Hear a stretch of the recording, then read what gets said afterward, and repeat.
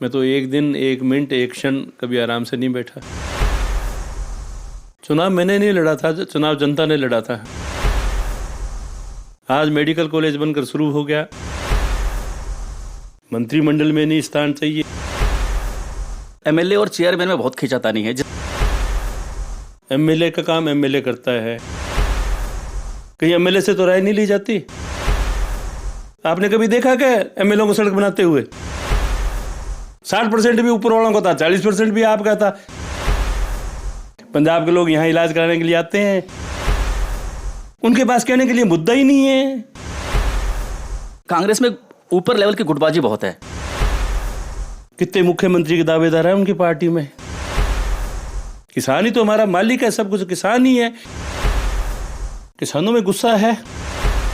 राज्य में paper leak के मामले बहुत सामने आ रहे हैं, जिससे युवा बहुत परेशान है। अंदानी से आपके क्या संबंध है? पायलट साहब यहाँ पर आते हैं तो आप उनके कार्यक्रमों को अवॉइड करते हैं, क्या सच है कि नई पार्टी एक दस्तक दे रही है? असर पंजाब के लोग तो देख चुके। कांग्रेस पार्टी 36 कौमों की पार्टी है। नमस्कार, आप देख रहे हैं ब्रेकिंग न्यूज़ राजस्थान। पाकिस्तान की सरहद के साथ लगता हुआ राजस्थान का एक प्रमुख जिला है श्रीगंगानगर। इस शहर का नाम बीकानेर के महाराजा श्री गंगा सिंह बहादुर के नाम पर रखा गया है। इस पूरे इलाके में अनाज की भरपूर पैदावार होती है, जिसके कारण इसे फूड बास्केट ऑफ राजस्थान के नाम से भी जाना जाता है। अपनी खास पेशकश शख्सियत में आज हम आपकी मुलाकात करवाएंगे श्रीगंगानगर के मौजूदा विधायक राजकुमार गौड़ से, जो 2018 में विधानसभा चुनाव में कांग्रेस से बागी होकर चुनाव लड़े और सबको चौंकाते हुए चुनाव जीतकर जयपुर विधानसभा पहुंचे। तो चलिए सीधा लिए चलते हैं और मुलाकात करवाते हैं आपकी राजकुमार गौड़ से। नमस्कार गौड़ साहब। नमस्कार। गौड़ साहब, सबसे पहले तो आपको बहुत बहुत मुबारकबाद कि जो एक मसला अटका हुआ था पिछले 1 महीने से, राइट टू हेल्थ वाला, आज वो सुलझ गया है। बहुत बढ़िया, डॉक्टरों का धन्यवाद। और सरकार हमेशा जनहित में काम करती है। गहलोत साहब के नेतृत्व में जो राजस्थान के लोगों के भलाई के काम हो रहे हैं, उसी के भलाई के काम में डॉक्टरों का सहयोग भी बहुत ज़रूरी है। जो डॉक्टरों ने सहयोग दिया, मैं उसके लिए डॉक्टरों सब का भी, सब लोगों का धन्यवाद करूँगा। सर, चुनावी साल आ गया है, कितनी कुछ तैयारियां आपकी ओर से? मुझे तो लगा जिस दिन से मैं एमएलए बना था उसी से चुनावी साल शुरू है। मैं तो एक दिन, एक मिनट, एक क्षण कभी आराम से नहीं बैठा। जिस दिन मैं एमएलए बना था उसी दिन से मैंने काम शुरू किया। और एमएलए बनने से नहीं, एमएलए बनने से पूर्व मैंने 2008 में एमएलए का चुनाव लड़ा था। उससे पहले मैं 1998 में यूआईटी का चेयरमैन था। वर्षों से इसी तरह से काम करता आ रहा हूँ, रोज़ाना वही, आज भी उसी तरह से काम कर रहा हूँ। सर, आप आज़ाद चुनाव लड़े और गंगानगर की जनता ने आपको बहुत प्यार दिया। आपके कुछ मुख्य प्रोजेक्ट जो आप इन 5 सालों में गंगानगर वासियों के लिए लेके आए हो? चुनाव मैंने नहीं लड़ा था, चुनाव जनता ने लड़ा था। नाम मेरा था, चुनाव जनता लड़ रही थी। और गंगा की जनता ने चुनाव लड़ा और चुनाव गंगा की जनता ने जीता। मेरे जो कुछ सपने थे या मैंने जो वादे किए थे लोगों से, वो वादे तो यूँ लग रहे हैं अब कि बहुत ही छोटे वादे पड़ गए। क्योंकि मुख्य हमारा वादा था मेडिकल कॉलेज बनाने का और कृषि महाविद्यालय बनाने का। आज मेडिकल कॉलेज बनकर शुरू हो गया, कृषि महाविद्यालय शुरू हो गया, नर्सिंग कॉलेज हमारा शुरू होने जा रहा है, 1 हफ्ते के अंदर अंदर शुरू होने जा रहा है। और जो विकास के आयाम स्थापित हुए हैं गंगानगर में, शायद वो पिछले कई वर्षों में नहीं हुए, और वो सब कुछ आपके सामने है। आज जितने भी प्रोजेक्ट आए हैं, नए प्रोजेक्ट आए हैं, नर्सिंग कॉलेज बन रहा है, बिल्डिंग बन रही है, गौतम बुद्ध नगर काटा है, नया गौतम बुद्ध नगर, इसी हफ्ते 10 दिन में हम उसको लोगों को समर्पित कर देंगे। वहाँ 2 करोड़ से आपके लौह कुश वाटिका बन रही है। गगन में 33 करोड़ से आपका ड्रेनेज सिस्टम जो है उसका बजट में पास हो गया। अभी मुख्यमंत्री जी ने इसी बजट में मिनी सचिवालय को भी स्वीकृति दे दी। 2 करोड़ से बच्चों के स्टेडियम में जो बच्चे खेलते हैं उनके लिए 40 बच्चों के लिए वहाँ हॉस्टल बन रहा है। उनका फ्री रहना होगा, फ्री खाना होगा। पुरानी आबादी में 50 बेड का आयुष हॉस्पिटल बन रहा है, नया आयुर्वेदिक औषधालय बन रहा है। गंगानगर में मेडिकल कॉलेज के बच्चे तो आ ही रहे हैं, एमबीबीएस शुरू हो गया। अभी हफ्ते 10 दिन में हम वहाँ पे नया हॉस्पिटल बना रहे हैं, 240 बेड का सीसीयू नया हॉस्पिटल बनेगा, और जिससे हमारे 700 बेड हो जाएंगे। 460 बेड पहले हैं, 240 बेड और हो जाएंगे, वो हम बना रहे हैं। आपके गंगानगर में डॉक्टर भीमराव अम्बेडकर जी के नाम से जो हमारा महाविद्यालय है, वहाँ बच्चों के लिए हॉस्टल बना रहे हैं। जो बच्चे आरएस, आरपीएस, आईएएस वगैरह की तैयारी करते हैं, 100 बच्चों के लिए विवेकानंद छात्रावास बना रहे हैं। कामकाजी महिलाओं के लिए छात्रावास बना रहे हैं, SC ST के लिए छात्रावास बना रहे हैं। काम इतने अगणित है कि मैं खुद नहीं गिना सकता। आपके गवर्नमेंट ने नई स्कीम, एक नवाचार किया मुख्यमंत्री जी ने, महात्मा गांधी इंग्लिश माध्यम स्कूल, वो मेरी विधानसभा में 4 स्कूल चल रहे हैं, 6 स्कूल और स्वीकृत हो गए, और अभी गांवों में और स्कूल खोलने जा रहे हैं। तमाम 10वीं के स्कूल 12वीं के हो गए, HS माइनर हमारी पक्की होगी। गांवों में पानी की समस्या थी, नहर के साथ होते हुए भी 3 पंचायतें जो 6 LNP है, 11 LNP है, स्यागा वाली है, पठान वाला है, ठाकरा वाली है, लोग खारा पानी पी रहे थे। आज वो पानी की स्कीम मैंने पास कर दी, वहाँ वाटर वर्क्स बन रहे हैं, आउटलेट लग गए, हमारे 4 आउटलेट लग गए, एक बी में लग गया, 4Z में हमारा 4 करोड़ की योजना चल रही है पानी की, 6 LNP में 2 करोड़ की पानी की योजना चल रही है, 8 करोड़ से स्यागावाली में चल रहा है, 5 करोड़ से गणेशगढ़ में चल रहा है। किसी भी क्षेत्र में काम की कोई कमी नहीं छोड़ी। सड़कों का जाल बिछ गया, 250 करोड़ रुपया 2 साल कोविड होने के बावजूद भी। आप देख रहे हो गनर चारों तरफ 4 लेन बन रही है, कोई गांव ऐसा नहीं है जो एक दूसरे गांव से जुड़ा नहीं हो। तो कोई काम तो छोड़ा ही नहीं गहलोत साहब ने। जो हमने मांगा उससे भी हमें ज़्यादा मिला। और दो ही प्रोजेक्ट थे जो वादे के रूप में 2018 में चुनाव लड़ा जब थे, कि कृषि महाविद्यालय और मेडिकल कॉलेज। 1970 से डिमांड थी लोगों की, गनर के लोगों की, और वो डिमांड आकर माननीय मुख्यमंत्री जी ने 2019 में, 2020 में, 21 में, 22 में और 23 के बजट में जितना मांगा उससे भी ज़्यादा बढ़कर उन्होंने दिया। सर, आपने इतने सारे काम गिना दिए कि इस पे हम एक अलग से एक एपिसोड कर सकते हैं, जितना आपने काम गिना दिए। खैर, हमने देखा भी ये बहुत काम हुआ है। तो क्या ये माना जाए कि आपने गहलोत साहब की नज़दीकी का बहुत फ़ायदा उठाया, जिसका फ़ायदा श्रीगंगानगर के लोगों को मिला? क्या ये माना जाए? मेरा ये मानना है कि ज़्यादातर मैंने खुद नहीं देखा है, मैं लंबे समय से राजनीति में, 1970 से मैं राजनीति में हूँ, कि कह देते थे हम परंतु काम नहीं होते थे। लोग अभी भी, विपक्ष कई बार बात करता था, जब बजट दिया मुख्यमंत्री जी ने, लोक कल्याणकारी बजट दिया, तो कहा ये पैसा कहाँ से आएगा, काम कहाँ से होगा। मैंने जो आपको काम बताए हैं वो काम धरातल पर आ गए हैं। इतने बड़े बड़े प्रोजेक्ट धरातल पर आ गए हैं। कोई ऐसा काम नहीं। सर, माफ़ करना, मैं आपको बीच में टोक रहा हूँ। हमने काम देखे हैं आपके। मैं सिर्फ ये जानने की कोशिश कर रहा हूँ कि क्या गंगानगर वालों को इस बात का फ़ायदा हो रहा है कि आप गहलोत साहब के नज़दीकी हैं? क्या इस बात का फ़ायदा गंगानगर वालों को हो रहा है? ऐसा था, राजनीति में हर आदमी की बहुत चाहत होती है। मैं गया, निर्दलीय विधायक बन के गया, मैंने सरकार को समर्थन दिया, मुख्यमंत्री जी को समर्थन दिया। 2019 में पार्लियामेंट के चुनाव थे, मुख्यमंत्री जी यहाँ आए थे और यहाँ रुके रात को, उन्होंने अपने PS को कहा कि बात करो MLA से, वो क्या चाहते हैं। हम लोगों ने जो काम उनको लिख के दिए, उन्होंने पार्लियामेंट के चुनाव होते भी कहा कि मेरे को गनर के MLA ने काम बताए हैं, मेडिकल कॉलेज और अन्य बताए हैं, मैं घोषणा तो नहीं कर रहा पर वो सारे काम मैं करूँगा। निश्चित रूप से मैं लंबे समय से, 42 साल से मैं उनका कार्यकर्ता हूँ, वो मेरे को अच्छी तरह से जानते हैं, मैं उनके स्वभाव को जानता हूँ। तो मैंने अपने लिए उनसे कुछ नहीं मांगा। जब मैंने उनको समर्थन दिया सरकार को, तब भी पूरा मीडिया, नेशनल मीडिया पूछ रहा था भी आपने क्या मांगा, क्योंकि हर आदमी सोचता है समर्थन के बदले में कुछ मांगा होगा, अपने लिए मांगा होगा, अपने परिवार के लिए मांगा होगा। मैंने न मेरे लिए कभी उनसे कुछ मांगा और न मैंने अपने परिवार के लिए उनसे कुछ मांगा। मैंने जो कुछ मांगा गनर की जनता के लिए मांगा। और मैंने आगे बढ़कर उनको कहा कि मुझे कोई पद नहीं चाहिए, मुझे कोई मंत्रिमंडल में नहीं स्थान चाहिए, मुझे कोई चेयरमैन नहीं बनना है, मैं तो केवल गनर के लोगों की सेवा करना चाहता हूं, क्योंकि गनर की जनता ने निर्दलीय के रूप में मेरे को चुनाव जिताया है। इसलिए मेरी तो केवल एक ही इच्छा है कि मैं गनर के भविष्य के लिए, गनर की आने वाली पीढ़ी के लिए कुछ काम कर सकूं। और मेरे जो मेरा नक्शा दिमाग में था, मैं फील्ड में वर्कर के रूप में मैंने काम किया। कोई इलाका नहीं है गनर विधानसभा क्षेत्र का, कोई गली मोहल्ला झोंपड़ी नहीं है जिसमें मैं नहीं गया हूँ। मुझे पूरा वो नक्शा दिमाग में था और मैं जब जाता था, मैं कभी सोचता था मुझे मौका मिलेगा तो मैं ये काम करूँगा। और भगवान ने मुझे मौका दिया, गहलोत साहब का आशीर्वाद रहा। उन्होंने आगे बढ़कर जो भी काम हमने, कई तो काम इसलिए हम दिया करते थे कि कोई पूछेगा हमने क्या मांगा है तो हम मांग सके, परंतु वो तमाम काम पूरे किए उन्होंने और आगे बढ़कर किया। जितने कामों की उम्मीद थी उससे भी ज़्यादा काम हुए और ये मैं हमेशा उनका एहसानमंद हूँ इसलिए। और निश्चित रूप से कि ठीक है, मैं उनका कार्यकर्ता था, जाना पहचाना कार्यकर्ता था, काम किया, तो मैंने अपने संबंधों का उनसे जो था उसका गनर के लिए उपयोग किया। आपने कहा कि आपने गहलोत साहब की जान पहचान से या जो भी है आपने बहुत काम किए। एक आम चर्चा है श्रीगंगानगर में कि यहाँ पर MLA और चेयरमैन में बहुत खींचातानी है, जिसके कारण यहाँ के जो मूलभूत काम है वो नहीं हो पाते हैं।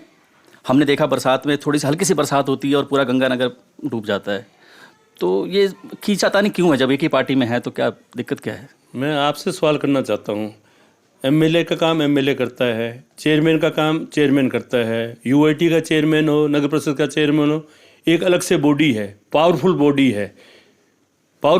है। नगर परिषद पूरा जो अपना निर्णय अपने आप करती है, बजट अपने आप पास करती है ना, बजट अपने आप लगाती है। कहीं एमएलए से तो राय नहीं ली जाती। एमएलए तो नहीं कहता कहाँ बजट लगाना है। अगर आपका एमएलए अपना काम कर रहा है, चेयरमैन को अपना काम करना है, पूरी नगर परिषद की चेयरमैन को पूरी पावर्स हैं, यूआईटी का चेयरमैन होता है उसको पावर होती है, एमएलए बीच में आता कहाँ पे है? एमएलए तो बढ़ चढ़ कर वो काम कर रहा है जो काम औरों को करना चाहिए। आज आपने सामने देखा नहीं क्या, लोग छोटी छोटी समस्या की बात कर रहे हैं, नाली की बात कर रहे हैं, सड़क की बात कर रहे हैं। आपने कभी देखा क्या एमएलए को सड़क बनाते हुए? कभी देखा क्या नाली बनाते हुए? ये केवल मात्र लोगों को गुमराह करने की बात है।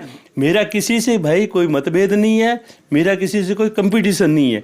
मैं अपने आप काम करता हूं और जनता के लिए काम करता हूं। गौर साहब, यही जानने की हम कोशिश कर रहे हैं कि देखिए, जो आम जनता है उसको कोई मतलब नहीं होता कि ये एमएलए का काम है या ये चेयरमैन का काम है या ये नगर परिषद का काम है। उसको ये है कि काम होना चाहिए। तो यही चीज़ें है कि आपस की खींचातानी या फिर लोगों के अंदर ये बात जा रही है, इसलिए हम यह बात आपसे पूछ रहे हैं। किस बात की खींचातानी मुझे बताओ, किस बात की खींचातानी? क्यों खींचातानी?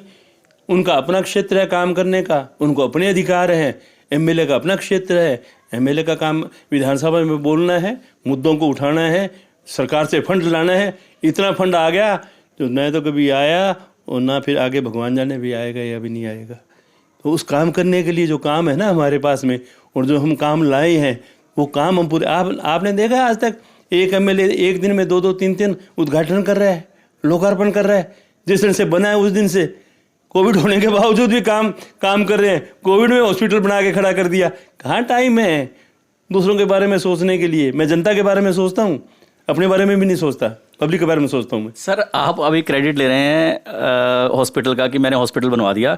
कुछ भाजपा के नेताओं से हमारी बात हुई, वो कह रहे हैं हमने बनवाया है, सेंटर ने बनवाया, मोदी जी ने पैसा दिया तो बना है। ये सब क्या चल रहा है? सरदार मनमोहन सिंह जी प्रधानमंत्री थे जब 75% भारत सरकार का हिस्सा हुआ करता था, जो 60% पे कर दिया। उन साथियों से पूछना बना क्यों नहीं है?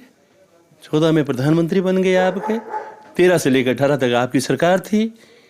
मेडिकल कॉलेज तो पास हुआ था, मेडिकल कॉलेज तो पास हुआ था। 2013 में मुख्यमंत्री इसका शिलान्यास करके थे, बनाया क्यों नहीं? फिर कौन मना कर रहा था आपको? दोनों सरकारें ही आपकी थी ना, 100% रुपया आपका लगना था। केवल बातों से नहीं और पैसे से नहीं बात बना करती। मालूम है आपको कि वो प्रोजेक्ट क्यों रुका हुआ था? मालूम है वो प्रोजेक्ट क्यों नहीं स्वीकृत हो रहा था?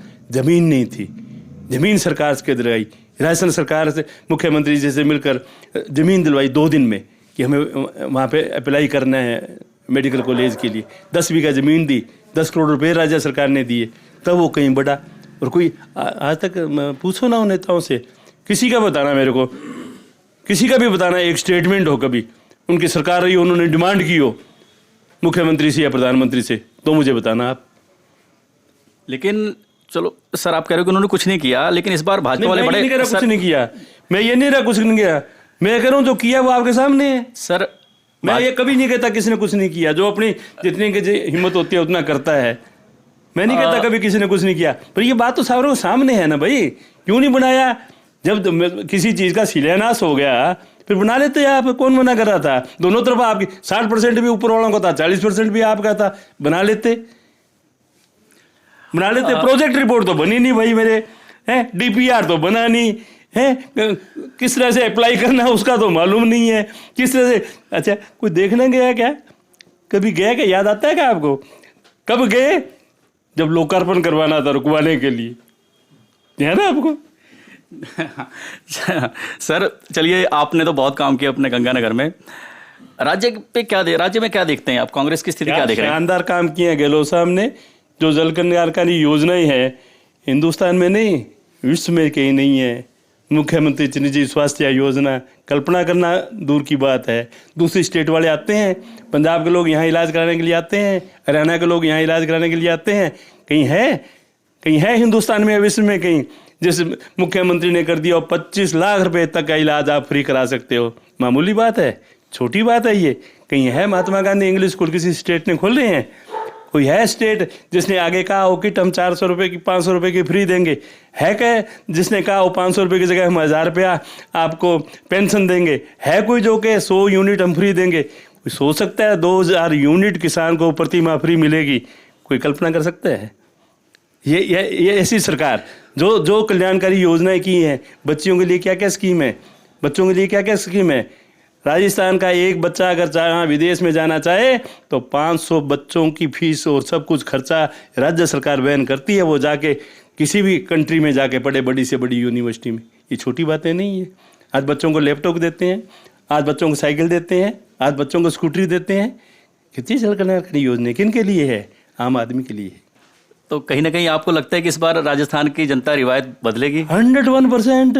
उनके पास कहने के लिए मुद्दा ही नहीं है, बात ही नहीं है। बता दीजिए आप 4 साल में कोई एक मुद्दा मिला हो? क्या क्या किस बात पे जाएंगे? वो कहते हैं आप, मैंने एक विधानसभा क्षेत्र की बात की है जिस पे आप लगाओगे, टोटल लगाओ तो 1000 करोड़ रुपया लगा होगा। सभी विधानसभा क्षेत्र में इस तरह से काम हुए। कभी आपने देखा था क्या कि इस तरह से सड़कें हर विधानसभा क्षेत्र में बन रही है? कभी देखा था इस तरह इंग्लिश स्कूल खुल रहे? कभी देखा था कि आपकी पेंशन एकदम 500 से 1000 रुपये कर दी?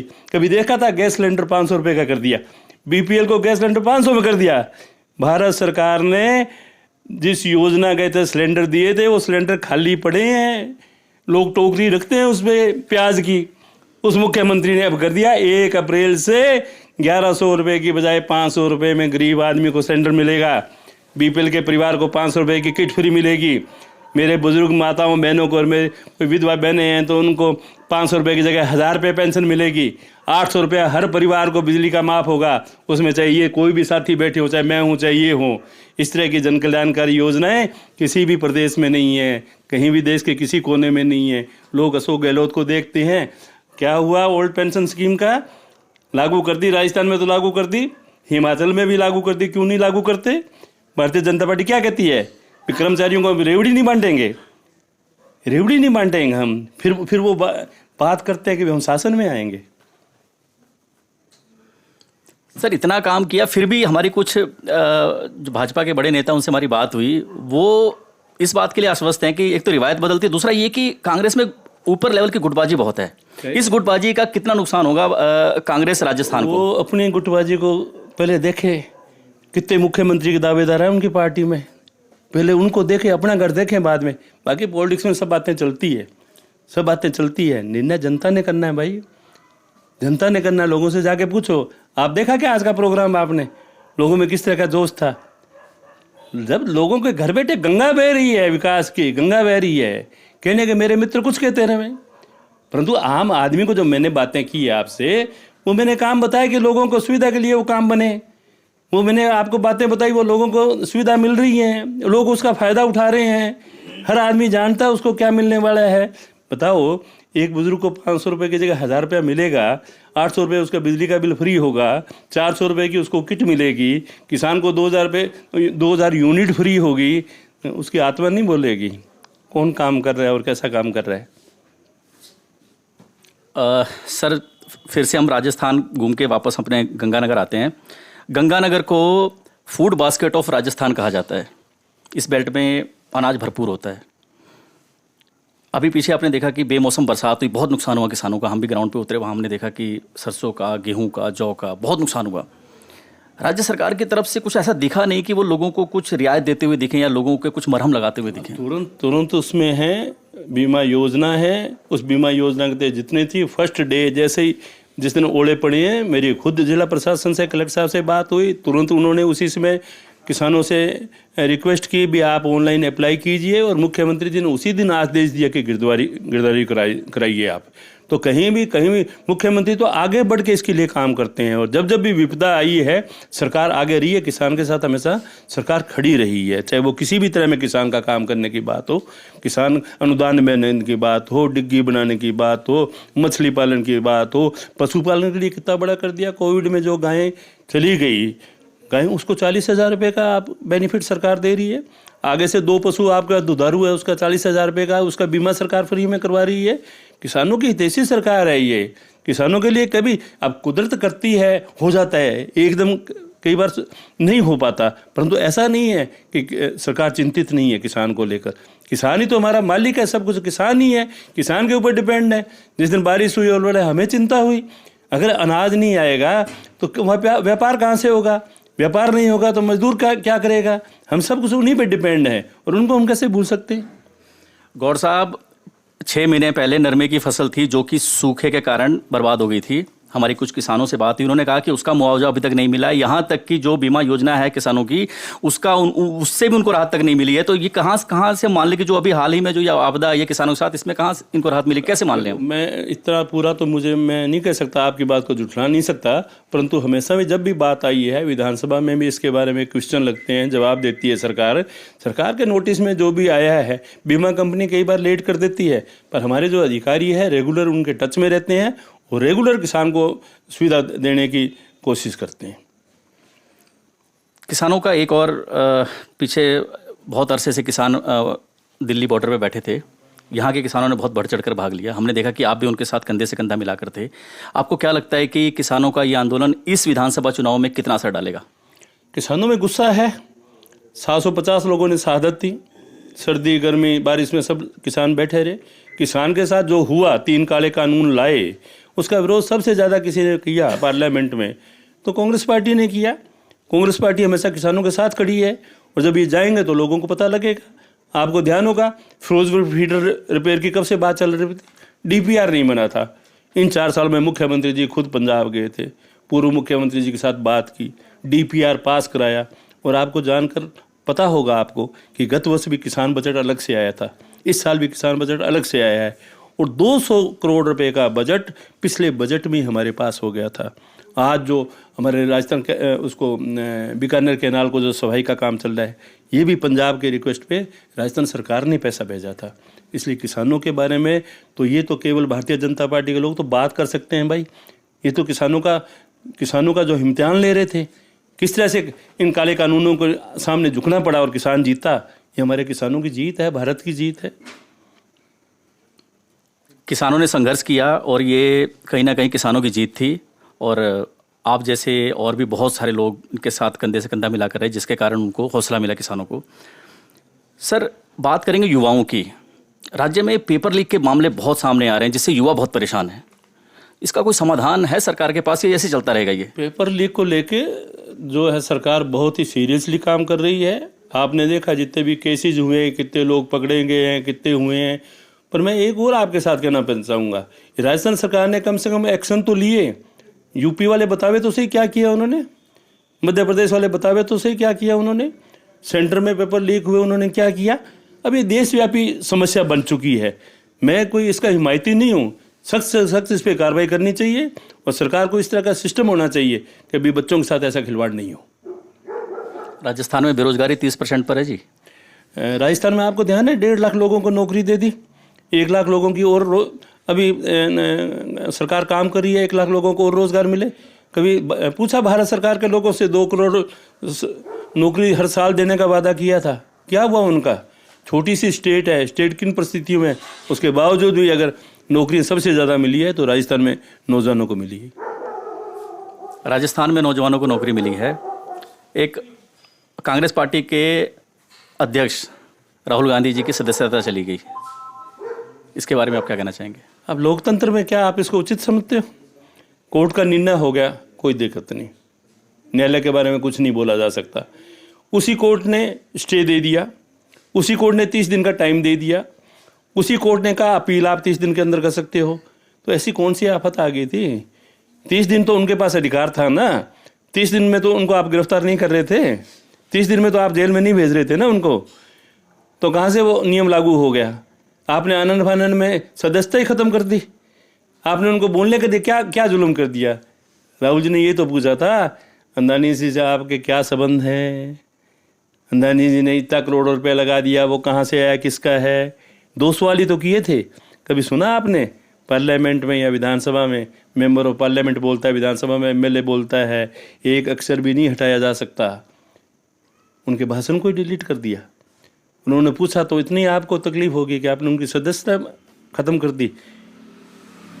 आपने चलो आप घर भी खाली होते हैं करवा लेते हैं, पर आपके मन में कहीं याद नहीं आई, कहीं नहीं सोचा आपने जिसके पिता ने कुर्बानी दे दी हो, जिसकी दादी ने कुर्बानी दे दी हो, उस परिवार के लिए आप क्या क्या बोलते हो, आपके प्रवक्ता क्या क्या बोलते हैं, आपके मंत्री क्या क्या बोलते हैं, तब आपको कभी नहीं लगा मानहानि का? आपके वीडियो निकाल के देखो, सुनो, कभी मन में अपने आप सुनो, अपने आप सुने वो कि हम क्या बोल रहे हैं किसी के बारे में और हम क्या कर रहे हैं। ये लोकतंत्र को कमज़ोर करने की स्थिति है। भारत के लोग समझ चुके हैं, केवल कांग्रेस पार्टी नहीं, आज आम आदमी इस बात को महसूस करता है। अब आम आदमी इस बात को सोचने लग गया है कि आखिर ये देश में हो क्या रहा है। इस तरह से नहीं देश चला करता, देश चलता है सबको साथ लेकर। किसकी पार्टी आएगी, कौन आएगा, कौन राज करेगा, ये जनता माई बाप है, जनता ने तय करना है इसको। गौड़ साहब, पहले राहुल गांधी को भारतीय जनता पार्टी वाले इतना सीरियस नहीं लेते थे, लेकिन अब एकदम से पीछे पड़ गए हैं। क्या ये भारत जोड़ो यात्रा का असर है क्या? जब भारत जोड़ो यात्रा में अब पहले तो आप कल्पना करो, ये कल्पना से ही बाहर हो गया। दांडी यात्रा गांधी जी की हमने सुनी थी, कभी सुना क्या 3500 किलोमीटर कोई आदमी पैदल चलेगा लगातार और लाखों लोगों से मिलेगा, लाखों लोगों की भावना उनसे जुड़ गई, लाखों लोगों ने देखा भी ये आदमी तो हमारी आवाज़ उठा रहा है। क्या कहा राहुल गांधी ने भारत जोड़ो में? लोगों को जोड़ो, जोड़ो, आपस में जोड़ो, लोगों की दुख तकलीफ को सुना, महंगाई की बात की। ये भारतीय जनता पार्टी कहती बहुत हुई महंगाई की बात, इस बार मोदी सरकार आ गई। साहब मोदी सरकार जी आ गई, 2014 में मोदी सरकार बन गई, दोबारा भी बन गई। महंगाई तो क्या हुआ, महंगाई तो बढ़ रही है ना। जहाँ जिस सिलेंडर का 5 रुपये बढ़ जाता था तो हल्ला मचाते थे, 1100 रुपये सिलेंडर हो गया ना। तेल के क्या हालात हो गए, डीजल के पेट्रोल के रेट क्या हो गए, बेरोजगारी कितनी होगी। जिन मुद्दों को लेकर भारतीय जनता पार्टी की सरकार बनी थी, उन मुद्दों से तो आप भटक गए, आप तो दूसरे कामों में लग गए। और अब कोई याद दिलाना चाहता है देश को कि भी महंगाई बढ़ रही है, लोगों को आवाज़ बनना चाहते हैं, नौजवानों की आवाज़ बनना चाहते हैं, तो आप फिर लोगों का ध्यान भटकाना चाहते हैं। आप कोई ना कोई नई बात बोलेंगे। आप बोलो कुछ तो मानहानि नहीं है, राहुल गांधी बोले तो मानहानि है। ये देश देख रहा है, निर्णय देश को करना है। देश देख रहा है, निर्णय देश को करना है। फिर से हम राजस्थान पे ही आते हैं। तो आप श्योर हैं कि जो कांग्रेस में जो गुटबाजी है उसका असर नहीं पड़ेगा, या गुटबाजी नहीं है? श्योर हैं आप? समय आएगा जब कांग्रेस एक है। आज सवाल, सबसे बड़ा जो सवाल है हमारा वो यह है कि कांग्रेस एक होके राहुल गांधी जी के साथ में मिलकर जो मुद्दे राहुल गांधी जी ने उठाए हैं, जिस मानवता की बात राहुल गांधी जी ने की है, जिस समानता की बात राहुल गांधी जी ने की है, जिस प्रेम की बात राहुल गांधी ने की है, जिस शांति और अमन की बात राहुल गांधी जी ने की है, उसके साथ हर कांग्रेस का कार्यकर्ता मिलकर कांग्रेस पार्टी को मजबूत करे। वो देश की जो स्थिति है, उस देश की स्थिति को सुधारने में अपना योगदान दे। गौड़ साहब, मैं बार बार गुटबाजी वाली बात इसलिए दोहरा रहा हूँ क्योंकि जो राजस्थान का चुनाव है ये 2024 के पार्लियामेंट का सेमीफाइनल है। तो अगर यहाँ पर कहीं आप लोगों ने जरा सी भी ढील दे दी या जरा सी भी कुछ गलती कर दी तो 2024 में सीधा सीधा इसका नुकसान होगा। इसीलिए मैं बार बार आपसे कह रहा हूँ, क्योंकि यहाँ पर भी बार बार इल्ज़ाम लगते रहे हैं हमें कि जब भी पायलट साहब यहाँ पर आते हैं तो आप उनके कार्यक्रमों को अवॉइड करते हैं। क्या सच है? फिर तो आप टच में नहीं हो, इसका मतलब तो फिर आप वहाँ थे नहीं। पायलट साहब आए, पायलट साहब नेता हैं कांग्रेस के, और मंच पे पायलट साहब से पहले भाषण राजकुमार गौड़ का हुआ था, उसके बाद पायलट साहब का भाषण हुआ था। किसने कह दिया आपने को ये बात? ये इसका मतलब आपके पास जानकारी पूरी है नहीं, ये तो पब्लिक ने देखा। बाबा भीमराव जी अम्बेडकर जी की मूर्ति का जब अनावरण करने के लिए आए तो मैं भी वहीं था और पायलट साहब भी वहीं थे। पहले मेरा भाषण हुआ और फिर पायलट साहब का भाषण हुआ। ये कई बातें जो प्रेस के पास भी है ना, वो भी गुमराह करने वाली है। तो इसी तरह से आपको ये गुटबाजी वाला भी ज़्यादा यूं लग रहा है, ऐसा है नहीं, कुछ नहीं। हर नेता इस बात को समझता है, हर नेता जानता है, पहले उनकी पार्टी है फिर बाकी बातें। पहले पार्टी है फिर बाकी बातें। अच्छा, मैं बस थोड़ा सा और समय आपसे लूँगा क्योंकि बहुत लोग इंतजार कर रहे हैं इनका, और मीटिंग भी करनी है आगे, और बहुत अपना बिजी शेड्यूल में से इन्होंने अपना समय दिया। सर, एक आखिरी में मैं आपसे जानना चाहूँगा कि नई पार्टी एक दस्तक दे रही है आपके राज्य में, उसका क्या असर देखते हैं आप? असर पंजाब के लोग तो देख चुके, और पंजाब के साथ ही राजस्थान है, तो भली भांति जानते हैं भी इन केवल बातों से देश नहीं चला करता। क्या स्थिति बन गई लॉ एंड ऑर्डर की 6 माह में? लोगों से पूछ कर देखो, उन लोगों से पूछ कर देखो जो जिंदाबाद के नारे लगा रहे थे, क्या स्थिति है? कहीं कोई स्थान नहीं है राजस्थान में। सर, जहाँ भी आम आदमी पार्टी जाती है, मैं नाम बता देता हूँ, आम आदमी पार्टी के बारे में कह रहा था मैं, आम आदमी पार्टी जहाँ भी जाती है वो सीधा सीधा डेंट डालती है कांग्रेस को। तो अगर आपका 2, 4, 5% पे भी डेंट पड़ता है तो सीधा सीधा कांग्रेस से पड़ता है। इसलिए मैं पूछ रहा हूँ कि आपको क्या लगता है कि कोई फर्क नहीं पड़ेगा? कांग्रेस का वोट कहीं जाने वाला नहीं है। कांग्रेस का वोट कहीं नहीं जाने वाला है। कांग्रेस का वोट मजबूत है। कांग्रेस पार्टी 36 कौमों की पार्टी है। कांग्रेस पार्टी किसान, मजदूर, व्यापारी, हर वर्ग की पार्टी है। इसलिए कहीं राजस्थान में इस बात को आप मत सोचिए। राजस्थान में इस बात मत को सोचिए। राजस्थान में बहुत शानदार काम हुए हैं, जन कल्याणकारी काम हुए हैं, और 4 साल में जो कहा वो हुआ, और एक नज़ीर बनी है हिंदुस्तान के लिए। राजस्थान की कांग्रेस सरकार ने जो काम किए हैं वो देश में नज़ीर बनी है। इसलिए इन पार्टियों का अभी राजस्थान में कोई भविष्य मुझे नज़र नहीं आ रहा। तो ये हमारे साथ राजकुमार गौड़ जी, जिन्होंने बड़ी ही बेबाकी से हमारे सभी सवालों का जवाब दिया, और ये पूरी तरह से आश्वस्त हैं कि इस बार राजस्थान में जो रिवायत है कि हर 5 साल बाद सत्ता परिवर्तन होता है, इस बार यहाँ की जनता वो रिवायत तोड़ेगी। गहलोत साहब का जो कल्याणकारी योजनाएं चली हैं उसको देखते हुए लोग फिर से रिपीट करेंगे गहलोत जी को, और यहाँ पर कहीं ना कहीं बहुत ही आश्वस्त दिखते हुए हमें राजकुमार गौड़ जी, सर बहुत बहुत धन्यवाद आपका कीमती समय देने के लिए। बहुत बहुत धन्यवाद। आपसे अच्छी बात हुई। Thank you very much. Thank you.